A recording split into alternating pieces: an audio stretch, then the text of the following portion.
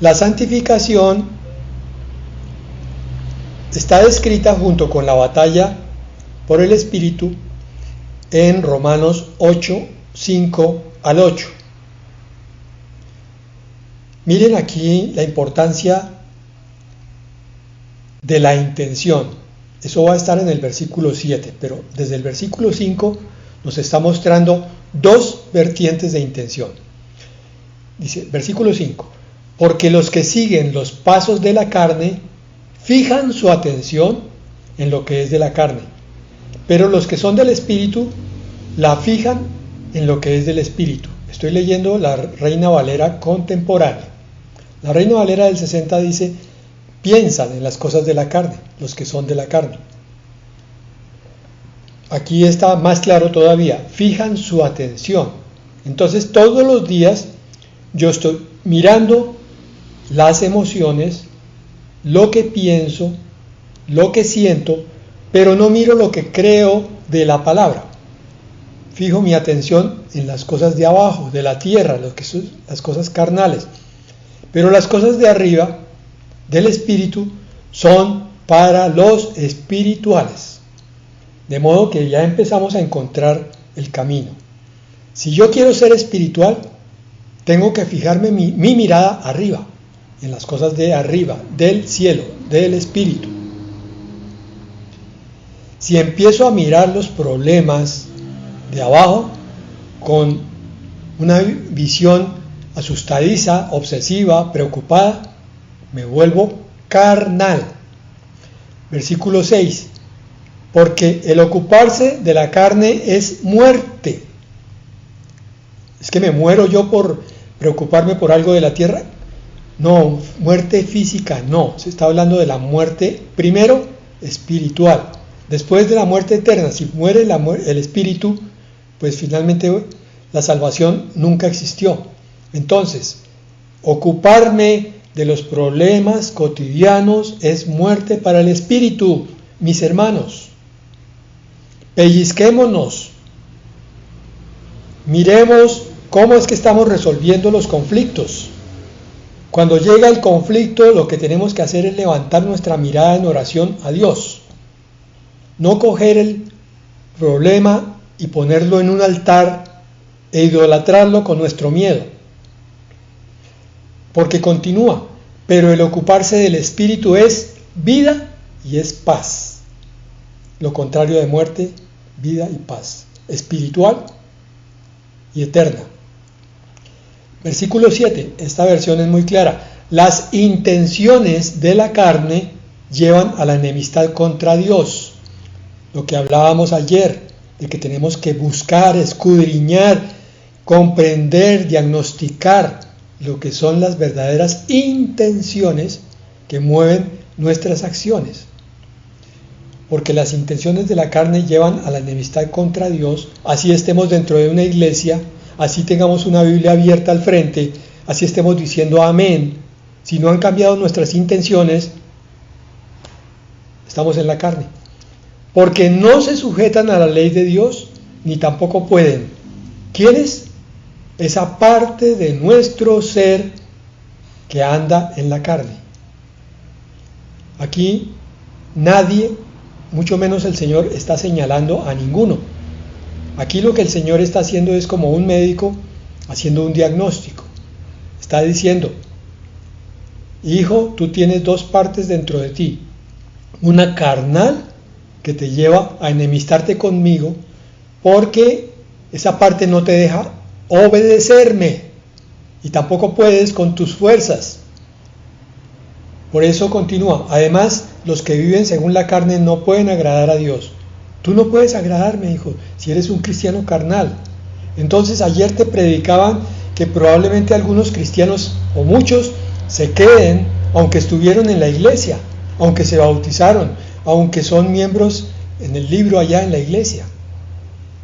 Pero viven en la carne, se parecen a los inconversos, entonces no me agradan. ¿Por qué? Porque se portan como los inconversos, exactamente igual.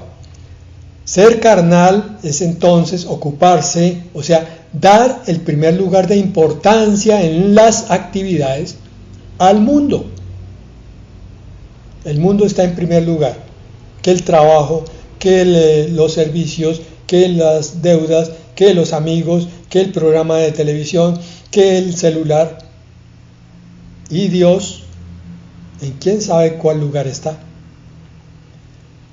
Entonces, los carnales son todos los inconversos, los que nunca han llegado a los pies de Cristo, y son todos los cristianos inmaduros, carnales, egoístas, que solamente piensan en sí mismos, a pesar de que se congregan, nunca quieren ayudar a otros, ni siquiera en su familia. Son cristianos que dañan a los demás, usan su lengua como una espada que mata, una daga que apuñala. Sus actitudes, por ser egoístas, no bendicen. Sus pensamientos son murmuradores. O los cristianos que son pecadores repetitivos. Entonces, repito, carnales son todos los inconversos y todos los cristianos inmaduros, carnales, egoístas, que dañan, y los pecadores repetitivos. Ser espiritual es entonces una decisión, o sea, una intención de apartarse, o sea, de santificarse, apartarse del mundo, que son los deleites, las costumbres, los intereses del mundo, viviendo sí en el mundo solo lo necesario. Hay que ir a trabajar allá, bueno, hay que ir a estudiar, bueno, hay que comprar lo indispensable, bueno, pero no es lo primero en mi corazón, el mundo. Y hay tantos etcéteras aquí que podemos seguir en la lista de qué es lo que necesitamos apartarnos. Entonces, ya entendido esto, puedo buscar cuál es la diferencia entre vivir en la carne y vivir en el espíritu. Ya dijimos algunas cosas de las últimas que hablamos. Eso está muy claramente definido en Gálatas capítulo 5, versículos 16 al 26. Vamos a dividir esto en dos partes. La primera parte nos va a hablar de lo que es la carnalidad y nos va a dar ejemplos concretos de qué es ser carnal. Versículo 16. Digo pues, vivan según el Espíritu y no satisfagan los deseos de la carne. Aquí, en ese no satisfagan, hay un mandato y una explicación. Voy a decir por qué. En Gálatas 5:16 de la Reina Valera del 60 dice lo siguiente: digo pues, andad en el Espíritu y no satisfagáis los deseos de la carne. Este es el texto mayoritario, el textus receptus, que seguramente algunos de ustedes han oído nombrar, que era el que se hablaba mayormente en las iglesias cristianas de los primeros siglos. Es el que nos ha llegado a través de la Reina Valera. Esa traducción nos muestra como un mandato. Digo pues, anden en el Espíritu y no satisfagan los deseos de la carne. O sea, nos está describiendo lo que es el compromiso del hombre. Tu compromiso, tu intención. Anda en el Espíritu y no satisfagas los pecados. Pero hay otro texto que se ha enriquecido mucho con los manuscritos de las cuevas de Qumran que se descubrieron en el siglo pasado, hacia finales, que es lo que se llama el texto crítico. Ese está en la Biblia latinoamericana y dice, Gálatas 5:16, digo pues, andad por el Espíritu y no cumpliréis el deseo de la carne. Pero pastor, ¿cuál es la traducción correcta? Hermano, yo no voy a entrar en esa discusión porque ambas traducciones satisfacen puntos importantísimos. En el primero ya vimos, había un mandato para ti. Anda en el Espíritu y no satisfaga los deseos de la carne. Pero en este texto crítico de la Biblia latinoamericana te está diciendo, si tú andas en el Espíritu, no cumplirás el deseo de la carne. Es decir, la forma de no cumplir El deseo de la carne es andar en el Espíritu. Este es el compromiso de Dios. En el texto receptos, en resumen, está el compromiso del hombre, que es la intención. Y en el texto crítico está el compromiso de Dios, que es lo que Dios viene a hacer en nosotros cuando nos comprometemos con la intención de no pecar. Espero ser totalmente claro y cerrar este punto aquí con esta claridad.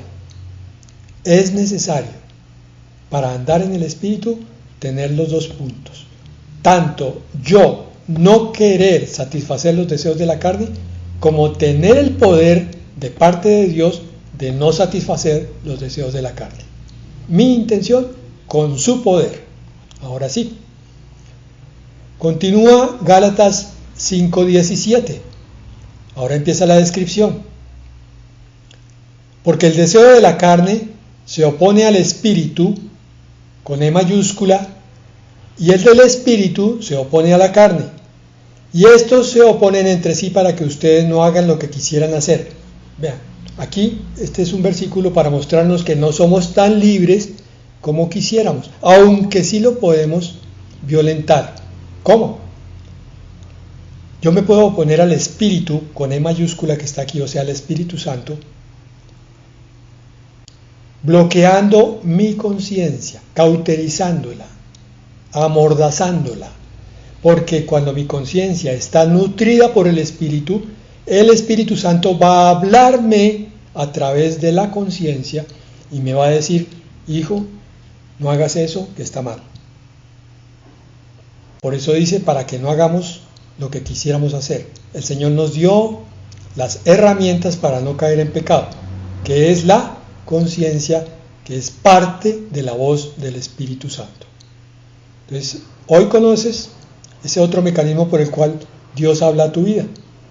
El Espíritu Santo hablando a través de la conciencia. Este es el Espíritu de Dios que obra en el espíritu del creyente o verdadero discípulo. Y aquí está la descripción de la naturaleza mixta de todo creyente, porque también nos muestra la carne versus el espíritu del hombre trabajado, empoderado por el Espíritu de Dios. Y es finalmente la descripción, este versículo, del conflicto interno de todo creyente. Uno de los obstáculos que se tiene en la consejería es que el aconsejado confiese sus pecados. ¿Por qué existe ese conflicto? Porque el aconsejado se siente culpable y cree que él es un cristiano vergonzoso. Cuando no ha entendido esta parte de la palabra, entonces hay que explicársela. Decirle: hermano, el conflicto que usted tiene entre el bien y el mal, entre su carne y su espíritu, es el mismo que yo como consejero tengo. Es el mismo que Pablo describe en Romanos y en Gálatas. O sea, no se avergüence, más bien acepte que usted, hasta que venga el Señor por usted, va a seguir en esta batalla entre la carne y el espíritu. El problema es quién gana, porque este versículo saca a flote la importancia no tanto de la conducta final, sino de la verdadera intención del corazón. Otra vez la pregunta de ayer: ¿hasta dónde he sido renovado? ¿Me está ganando la carne? ¿Estoy renovado? Tendría que ponerle 3 o 5 interrogaciones. ¿Estoy renovado? Pero si está ganando el espíritu, entonces puedo poner una sola interrogación, porque siempre voy a estar en ese conflicto. Señor, da fortaleza a mi espíritu, con tu espíritu, para que el pecado sea vencido. Es decir, mi espíritu es más fuerte que mi carne, porque estoy muy cercano al Espíritu Santo y su poder. O la otra parte es: me gana la carne porque estoy más cercano al mundo y sus deleites engañosos. ¿A quién me estoy acercando? Ese es el problema de la santidad. A donde yo me acerque, marca el resultado final. Me acerco al mundo, entonces soy carnal. Me acerco a lo espiritual, al Espíritu Santo, entonces empiezo a ser espiritual. Versículo 18. Pero si ustedes son guiados por el Espíritu, guiados, no están ya sujetos a la ley. Este versículo nos muestra la importancia de por qué no hay que regresar a la ley. A ver, ¿qué es más grande? ¿El Espíritu o la ley?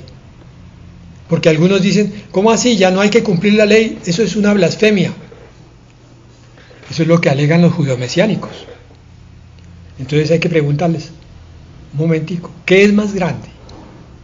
¿El que dio la ley o la ley? Porque si el Espíritu, según este versículo, guía y controla tu vida, necesariamente el autor de esa ley hará que la ley sea cumplida por ti. Sencillo. No estar sujetos a la ley no es no cumplir la ley, es no estar esclavizados con la ley. Es diferente. Los judíos estaban esclavizados por la ley. Ellos tenían que hacerlo por obligación, porque tocaba, porque no había ninguna otra alternativa, mientras no descubrieran el poder de la fe. Y la mayoría no lo descubrió. Moisés sí lo descubrió, Abraham también.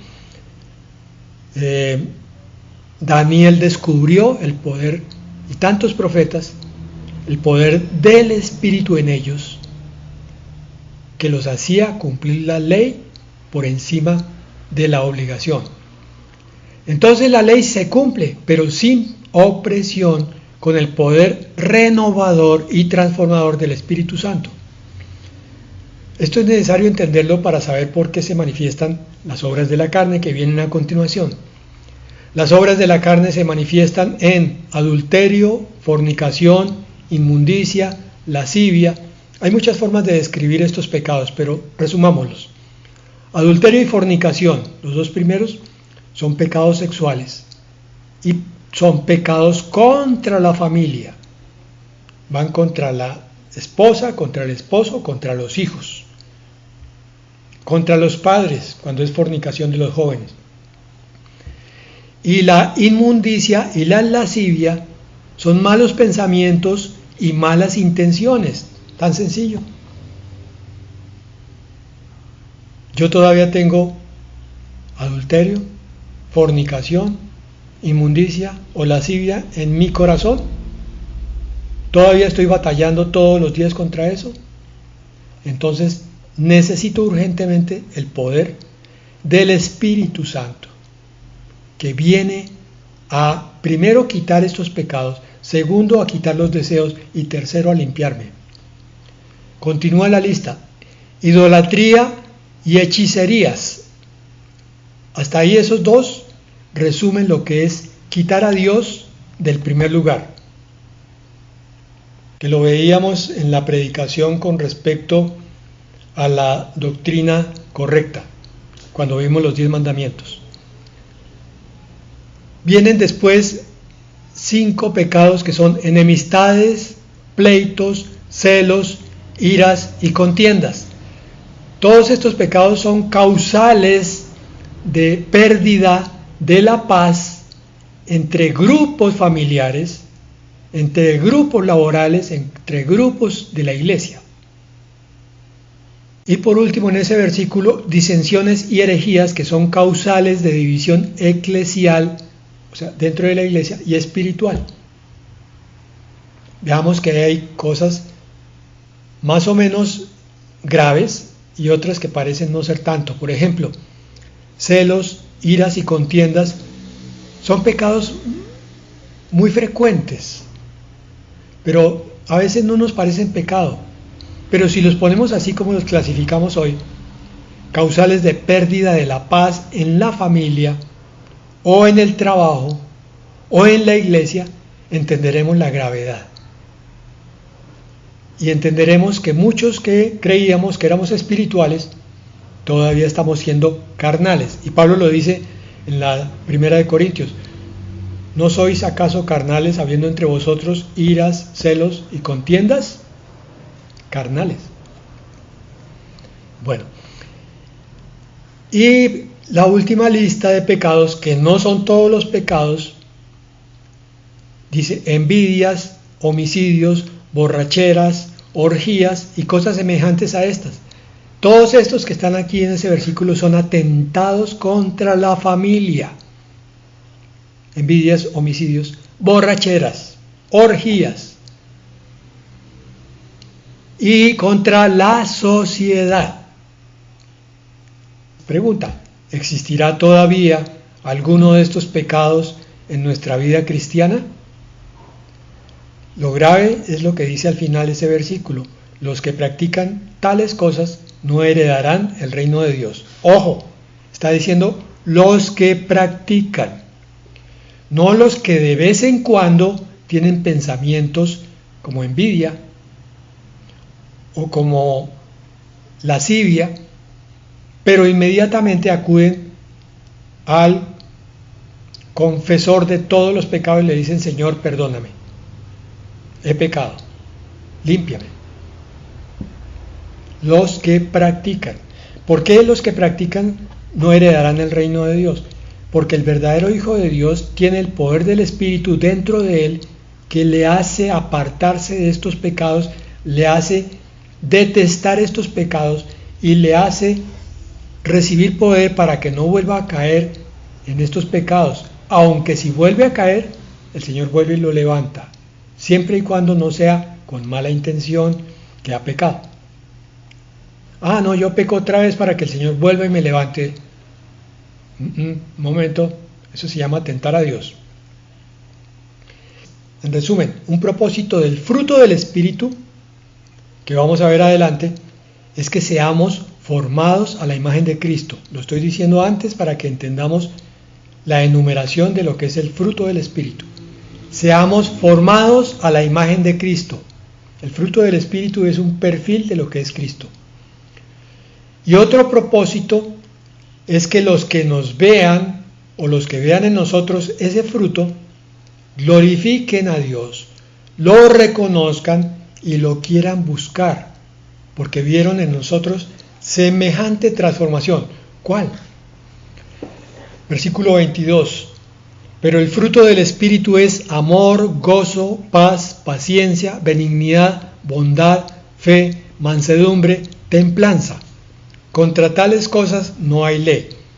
También voy a dividir esto en grupos para hacerlo más corto y más claro. 3 grupos. El primero, amor, gozo y paz. Los 3 primeros. Es el carácter que disfruta de la creación y la vida en Dios. Mira, yo amanezco lleno de amor, quiere decir que estoy en armonía, quiere decir que estoy apreciando las cosas de Dios, por tanto me gozo en Él, en Dios y en su creación, y le doy gracias y le doy gloria, y entonces mi espíritu anda en paz todo ese día. ¿Ves? Ahora los 3 siguientes: paciencia, benignidad y bondad. Ese es el carácter del que sabe esperar en Dios y expresar lo bueno. Tiene paciencia si las cosas no van bien, pero dice: Señor, tengo gozo a pesar de todo, tengo paz, por tanto tengo paciencia. Voy a esperar hasta que sea tu tiempo. Tengo benignidad, entonces quiero hacer lo bueno a pesar de que las cosas no estén resultando bien. Y quiero expresar tu bondad, Señor. Mi carácter benigno es el de que siempre quiere hacer lo bueno, y la bondad es la expresión de lo bueno. Soy amable entonces y soy bueno, porque el Espíritu está aflorando a través de mí. Y los últimos 3, fe, mansedumbre y templanza. Ese es el carácter del que muestra fuerza y poder internos, o sea, el poder del Espíritu Santo. Tiene fe a pesar de lo que sea, sigue creyendo, no cae en duda, no desconfía, es manso y recibe lo que sea y se autocontrola autodomina en su boca, en sus pensamientos, en sus actitudes. Y todos esos tres grupos conforman el caminar de Cristo sobre la tierra. Termina este pasaje diciendo: los que son de Cristo han crucificado la carne con sus pasiones y deseos. Muy claro este versículo. Aquí no, en ninguna parte vemos defensa del carnal. Lo que vemos es que el carnal no podrá entrar al reino de los cielos y por tanto el espiritual es el que ha crucificado, ha llevado voluntariamente, decididamente, intencionalmente la carne con todas las pasiones y deseos. Y el último versículo para considerar hoy: si vivimos por el Espíritu, vivamos también según el Espíritu. ¿Cómo así? Parece que estuviera mal redactado. No está mal redactado. Quiere decir que si nacimos a la vida espiritual por el Espíritu Santo cuando recibimos a Cristo, si ese fue el inicio, entonces mantengámonos viviendo por el Espíritu, por el poder del Espíritu, que es el que nos saca del pecado a la vida espiritual. Porque subir el ego a la cruz no es fácil, hermanos. El ego va a patalear, va a chillar, se va a quejar, va a hacerse el cómodo, el perezoso, no va a querer. Entonces se requiere el poder de Dios. La crucifixión la tiene que hacer el creyente en intención para que venga el Espíritu Santo a matar el pecado en la carne. Requiere el poder de Dios que está disponible para todos los que creen en Él, todos, sin excepción, no solo el pastor, mis hermanos. Es que al pastor le queda fácil, porque como él tiene que estudiar por obligación la palabra, entonces, pero es que a mí no me queda tiempo. Hermanos, está disponible para todos los que creen. ¿Tú crees? Dice, el que llama, se le abrirá. El que busca, encuentra. Por eso, los que creen en Él y buscan ese poder. Amén y amén.